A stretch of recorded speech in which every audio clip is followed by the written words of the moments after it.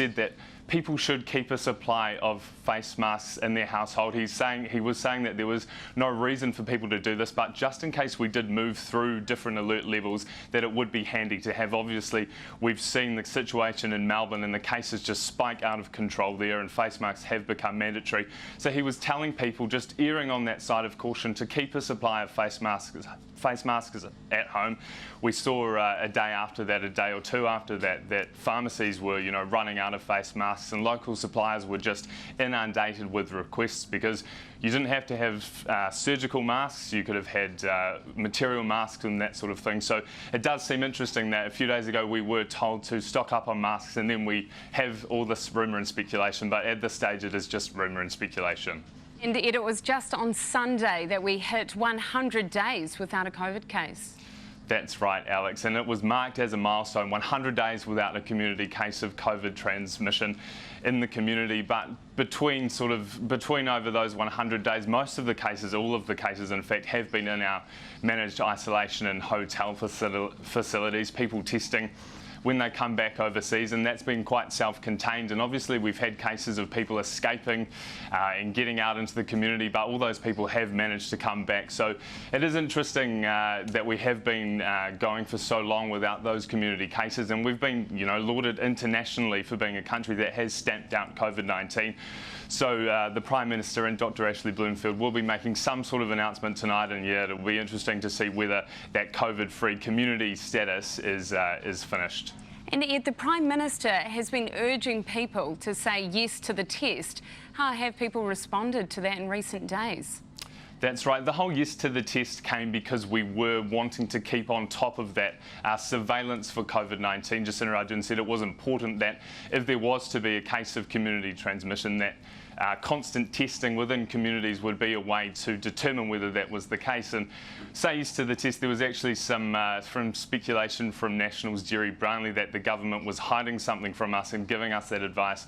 But the Prime Minister and the Health Minister and the Director General of Health had always said that that was just a precautionary measure and part of the ongoing COVID-19 regime in New Zealand, even if we had no community transmission, was to keep testing, keep the community testing up, because if we did have a situation like we potentially might find ourselves in now, then we would know whether there would be community transmission. And Ed, of course, the last thing we want, we've seen this second wave in Victoria, Australia. It's really taken off over there.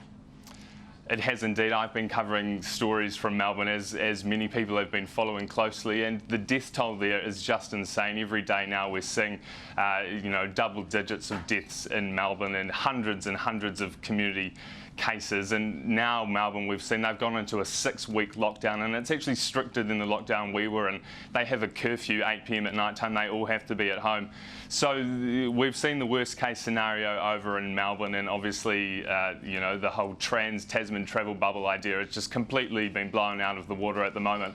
So it will be very interesting to see whether New Zealand in fact has a community case of COVID-19, especially because we have been, so determined that we have stamped this out of the community. But yeah, it would be a real shame to see us get to that level like they do in Melbourne. And we'll just have to see what does happen. We are currently waiting for Prime Minister Jacinda Ardern to make an announcement at the Beehive in Wellington. Now, this wasn't a planned media conference. The message came through just before 9 p.m. tonight that the Prime Minister would be making some sort of announcement tonight, and we're still not 100% sure on what that announcement is, but we will cross live as soon as she appears. Now, Ed, earlier today we saw a rest home in Christchurch put some residents into isolation over someone with suspected symptoms.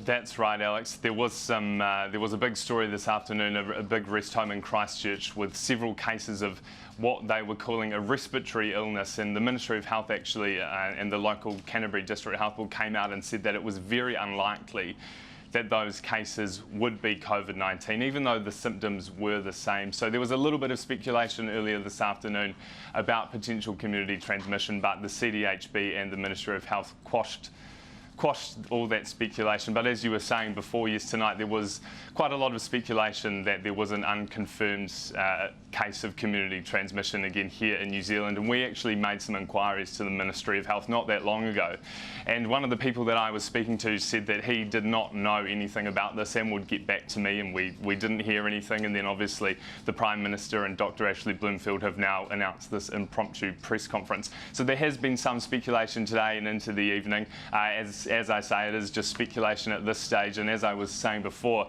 it's not yet clear whether the Prime Minister is actually going to announce some form of community transmission being found, or if she might just come and front the media and just try and calm down all those rumours that were swirling tonight. Yes, because this is, of course, an unexpected press conference that has been called. Just tell me about that, sort of how it all unfolded this evening, and sort of the buzz that was around on social media and during, you know, in the newsroom as that news sort of came through.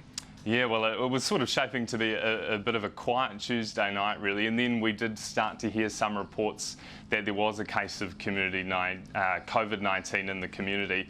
And so the process that follows, you know, we sort of have to make some calls and try and firm that up. But as I said, I asked the Ministry of Health who quashed, well, they didn't quash it, but they came back to me and said that they hadn't heard anything. So it is very interesting that the Prime Minister has decided to front a press conference tonight, and it is very rare to do this, and especially since the Prime Minister is on the campaign trail at the moment. Obviously Parliament is not sitting at the moment. She's been out on the road, as has the national leader, campaigning for the upcoming election. So to actually come to the Beehive at 9:15 on a Tuesday night, it definitely seems like something is going on. And well, you've sort of talked a little bit about this earlier, but Ed, this comes right as the election campaign is really kicking off. Exactly, and we have heard some criticism. Two Christchurch retirement villages had been placed into partial lockdown after a number of residents started displaying flu-like symptoms. We know that one of those rest homes is the Village Palms Retirement Village in Shirley, and 8 residents of the Village Palm Retirement Village were tested for COVID-19 today. Now, family members of those residents have been notified. Earlier today, officials had told us that the measures are purely precautionary and that it's highly unlikely that the residents have the virus. We don't know if it is these residents at this point, and we don't know whether or not we do not want to jump to conclusions because we want to make sure that we get the facts right here and that the Prime Minister delivers us the facts. But we do have Jess Mackay standing by in our Auckland newsroom. Jess, have you heard much more from what's happening in Wellington? Jenny, I just got a message from the Prime Minister's office now saying the Prime Minister is making her way down to the theaterette at the moment, and that's the room that we've all become familiar with those briefings. She is making her way into the room now, so I'll throw over to her to get those latest developments. Kia ora koutou katoa. Good evening, everyone. After 102 days, we have our first cases of COVID-19 outside of a managed isolation or quarantine facility in New Zealand. Shortly, I will ask Dr. Bloomfield to set out the details of the cases involved. While we have all worked incredibly hard to prevent this scenario, we have also planned and prepared for it. We have a resurgence plan that we are now activating. That plan is based on everything that we have learned as a country to date about COVID-19. It's also based on what we've seen from resurgence overseas. Those plans, though, are of course based on what we know about the cases in front of us.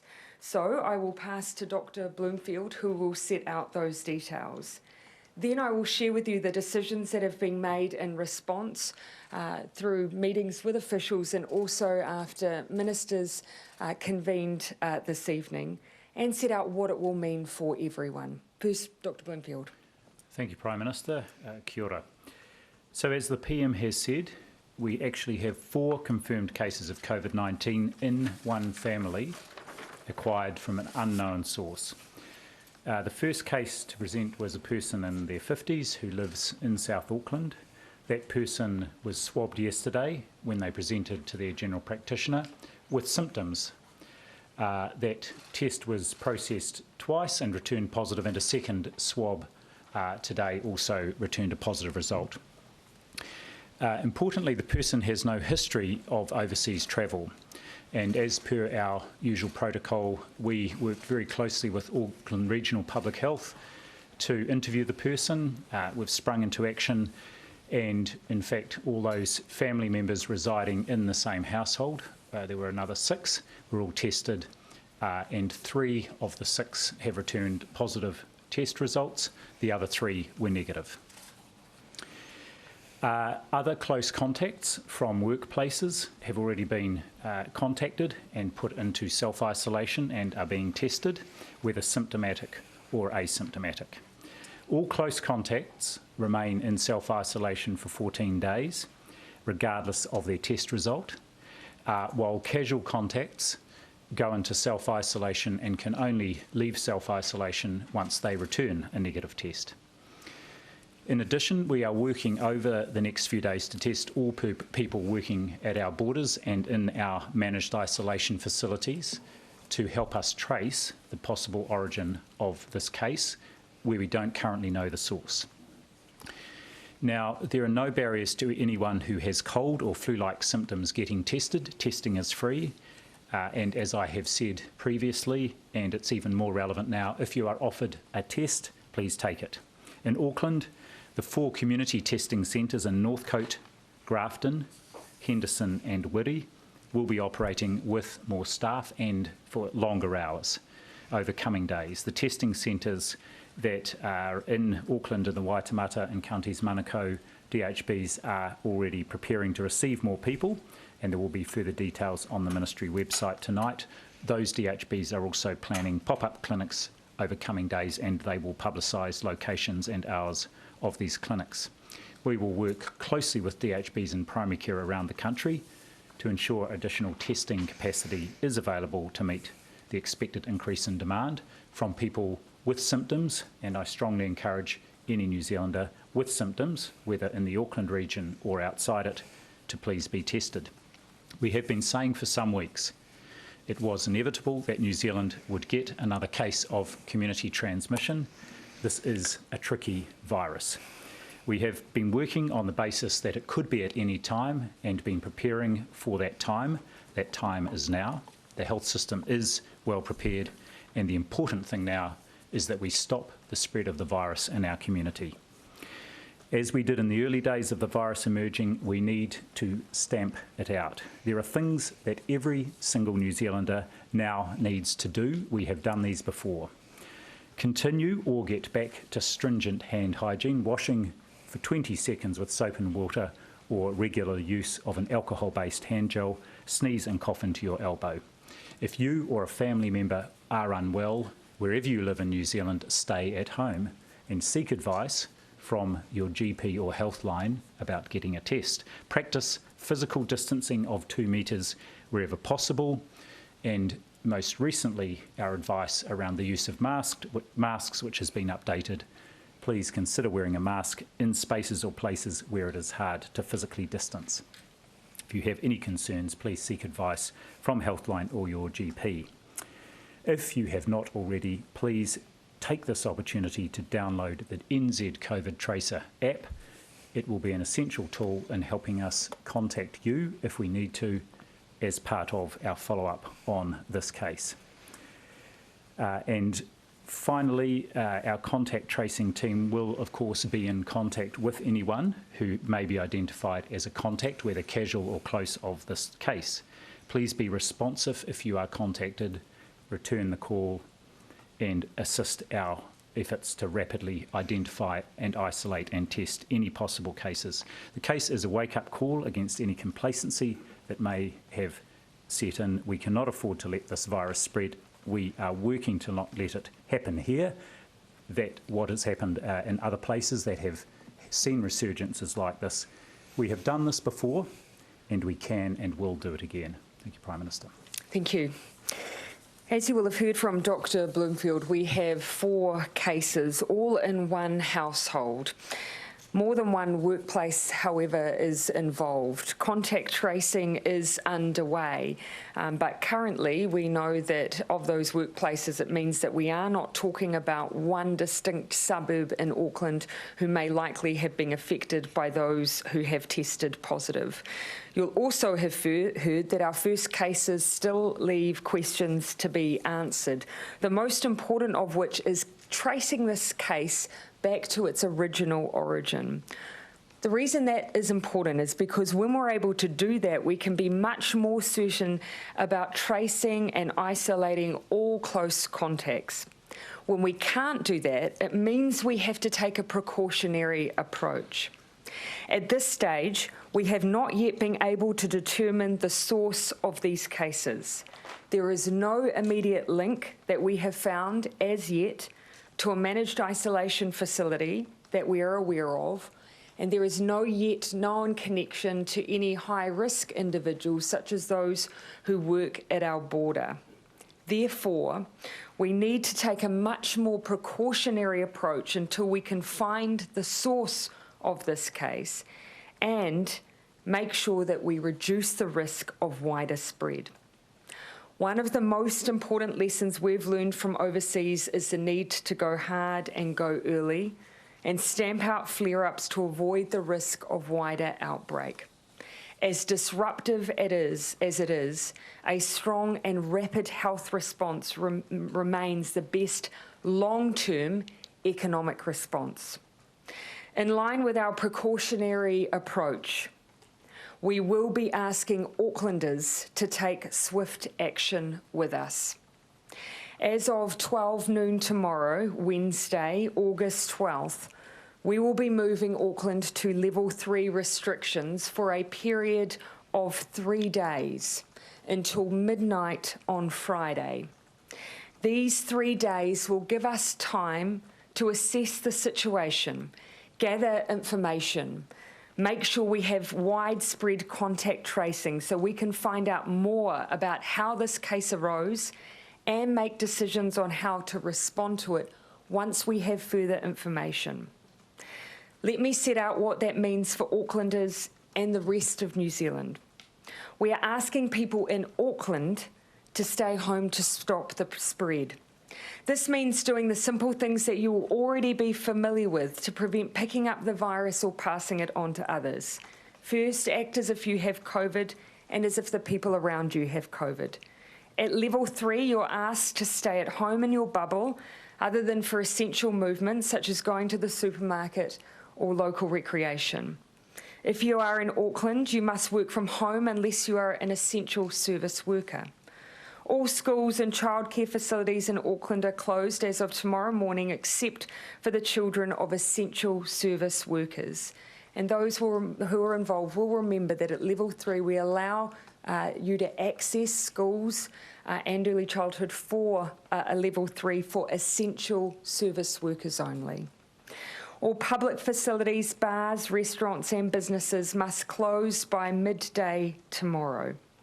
Gatherings of more than 10 people in Auckland again will be restricted and are restricted again for funerals, tangihanga and wedding services only. In the rest of the country, gatherings, of course, though, I'll outline in further detail momentarily. Travelling into Auckland is prohibited unless you normally reside there and are travelling home. If you are currently in Auckland but do not normally reside there, you also can leave to go home. But we are asking you to be very conscious of your health, and if you begin to display any symptoms, please get tested. We are defining the area covered as Auckland and covered by level 3 restrictions as the geographic boundary of the Auckland supercity, which extends from Wellsford in the north to Pukekohe in the south. Police will be issuing further guidance on parameters, including roadblock use, first thing in the morning. As you will recall, all key services, supermarkets, pharmacies, medical centres, they do remain open. So food and supplies will continue to be readily available. Food delivery is also available, as you recall, at level 3.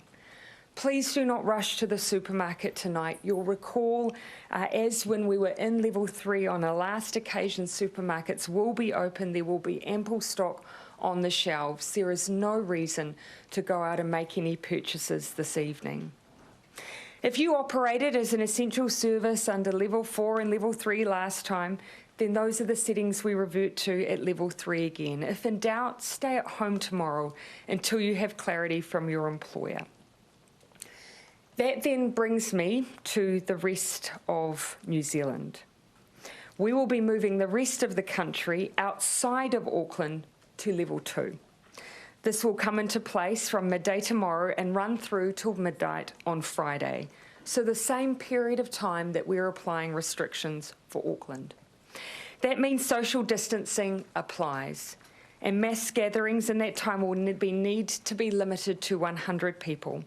And of course, all of the other guidance you'll be used to from level 2 applies again as well. I know that this information will be very difficult to receive. We had all hoped not to find ourselves in this position again, but we had also prepared for it. And as a team, we have also been here before. We know if we have a plan and stick to it, we can work our way through very difficult and unknown situations. Before I finish, I want to talk briefly about some of the additional plans that we have in place. As the Director General has set out, Auckland Regional Health will be standing up a mass testing program across the region, where we will seek to test tens of thousands of people over the coming days in order to understand any potential unidentified cases in the community. It's our intention to test everyone who works at the border and everyone who works in managed isolation facilities with a focus on Auckland. We will also be undertaking wide testing of those who are symptomatic in Auckland. Please, so I ask you, don't visit your GP or a community testing station if you are perfectly well. We are seeking to test those who are symptomatic and those who are working in those high-risk areas. More details of the location of these CBACs and guidance on who should get a test we will be providing again in the morning. A final word on mask use. We now know that these can be effective in reducing the spread of COVID.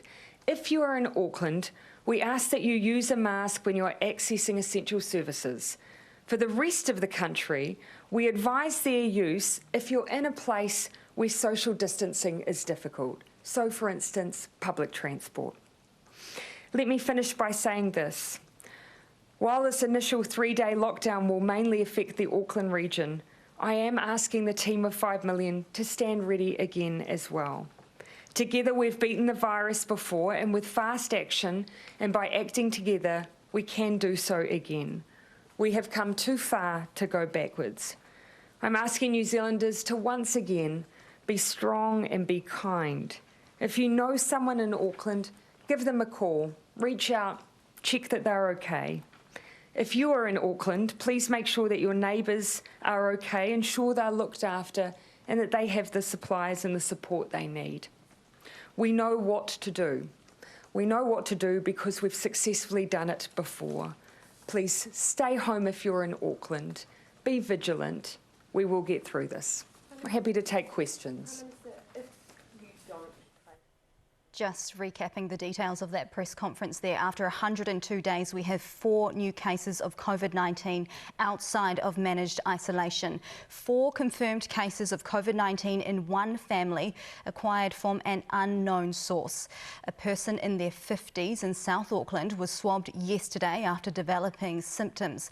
This person had no history of overseas travel.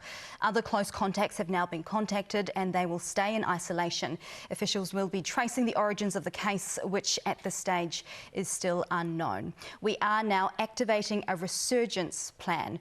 We've always been told by officials that it is inevitable that New Zealand would get another community transmission.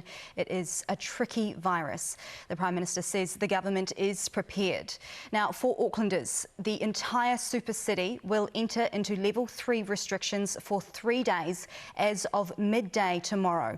This means to act as as if you have COVID and that others have COVID as well. Stay home in your bubble other than for essential movements like going to the supermarket. Essential workers can still go to work. Travelling to Auckland is now prohibited from midday tomorrow unless you reside there and are travelling home. If you are in Auckland but don't live there, you can go home, but if you are unwell, please get tested first. The rest of the country outside of Auckland will enter into level 2 for 3 days from midday tomorrow. Anyway. Not that we've identified, but of course those interviews are being undertaken with the family and the original case as we speak, and then from there moving into the wider workplaces and interviewing others. But Dr. Bloomfield. Two things to say there, and I don't have the detail of the workplaces with me, but the two workplaces in question, immediate action has been taken to identify close contacts, isolate those people, and in fact shut down one of the workplaces so that further wide testing can happen. Are they customer facing?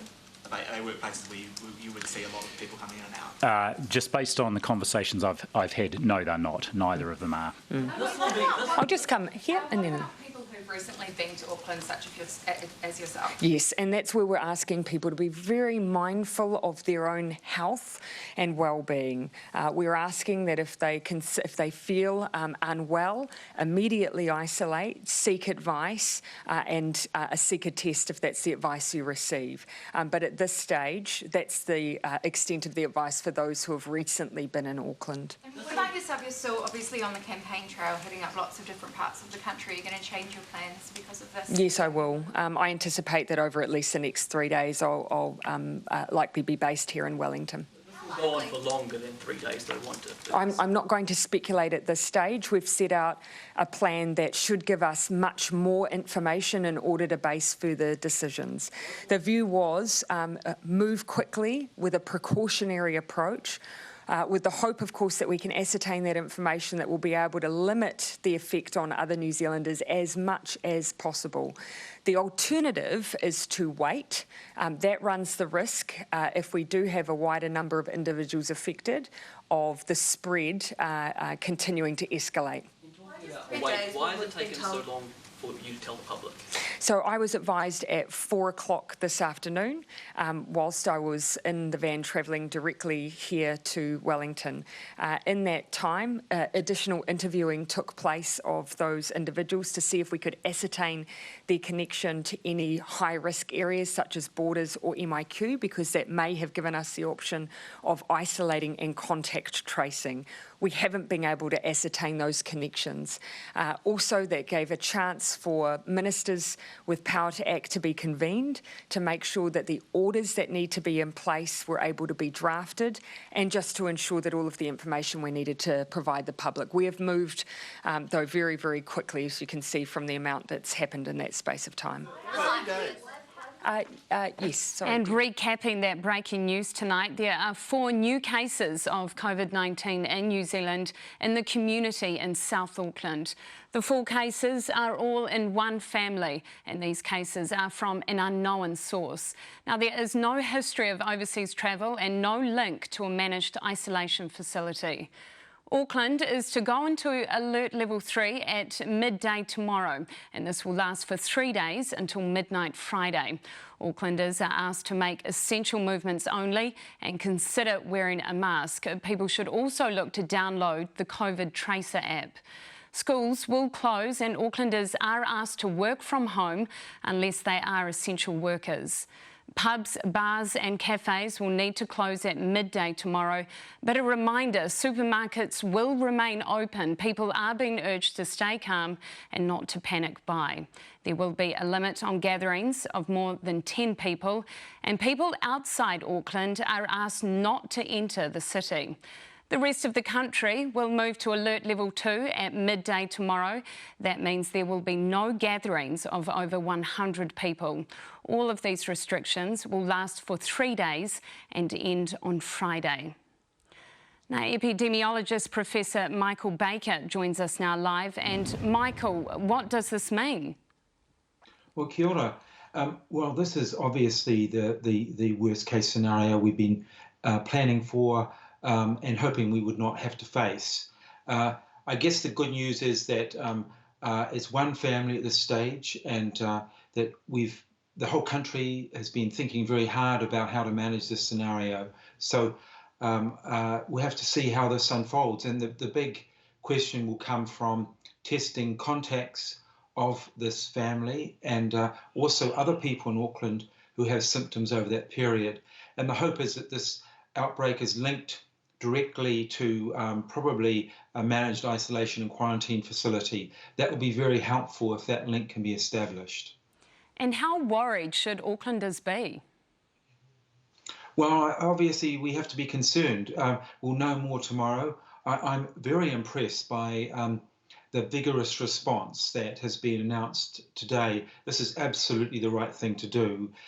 This is how we got through the first wave. We're still in the first wave technically in March by a very vigorous response, and I think also very high level of support and adherence, as we say, by all people in New Zealand. So we have to remember how we behaved then, and we have to do the same thing. And I guess the one big change this time is we're also going to use masks. Yes, we've seen a lot of toing and froing over whether people should wear masks, but we have seen from the Prime Minister today, she is encouraging us all to wear masks this time. Yeah, I mean, the evidence for the use of face masks with this virus is just so overwhelming. The World Health Organization has endorsed them some time ago. And remember, the biggest problem, the main way this virus is transmitted is people breathing out these respiratory droplets. Just breathing, talking, laughing is enough to infect people around you if you're incubating the virus or if you've actually starting to get symptoms. But the problem is you may not have symptoms, but you may actually be very infectious. So that's why wearing masks in these indoor environments is so important. Now, the Prime Minister and Ashley Bloomfield are keen to get a mass testing regime underway in Auckland. How important is that going to be? Well, I think it is important to understand the extent of this infection, this outbreak. So I think anyone now, if they've got even the slightest respiratory symptom, that's any symptom of a cold or flu, so that's a sore throat, a cough, any change in your sense of taste or smell, even feeling a bit fatigued and unwell, go and get tested now more than ever, because you may be incubating this disease. We just don't know the extent. So that's really the vital thing for people to do. Thank you very much. That's epidemiologist Michael Baker. Now, Auckland Mayor Phil Goff has just released a statement calling for calm and patience as the city goes into another lockdown. He says, I understand that people are probably feeling a little bit scared, a little angry and a little confused right now. None of us wanted to go back into a lockdown, but we always knew this was a real possibility. I am urging Aucklanders to come together like we did last time to stamp out community transmission. Please remain calm, please do not panic buy, and please follow the lockdown rules. Now, just recapping those key points, there are 4 new cases in the community in South Auckland. Auckland is going into level 3 lockdown at midday tomorrow for 3 days. Schools will close, people are asked to work from home, only essential travel only is permitted, and there are to be no gatherings of more than 10 people. The rest of the country will move to alert level 2 tomorrow for 3 days as well. Now, News Hub Late will be here at 10:45 with the latest and the rest of today's news. I'm Alex O'Hara. Good evening.